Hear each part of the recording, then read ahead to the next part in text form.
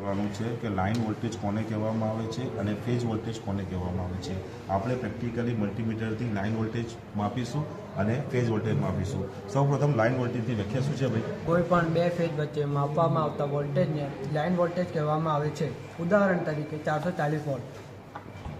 જો આપણે આ મલ્ટીમીટર લીધું, એને આપણે 750 વોલ્ટ પર સેટ કર્યું.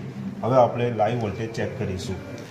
આર અને વાય વચ્ચે આપણે વોલ્ટેજ ચેક કરીશું. એટલે આ બે ફેઝ વચ્ચે 440થી 444 સુધી વોલ્ટ બતાવે છે. એટલે આ બે ફેઝના વોલ્ટેજ, આ વોલ્ટેજને કયા વોલ્ટેજ કહેવાય? Line voltage. Line voltage. Okay, હવે આપણે ફેઝ વોલ્ટેજની વ્યાખ્યા જોઈશું. ફેઝ વોલ્ટેજની વ્યાખ્યા: કોઈપણ એક ફેઝ અને ન્યુટ્રલ વચ્ચે માપવામાં આવતા વોલ્ટેજને ફેઝ વોલ્ટેજ કહેવામાં આવે છે.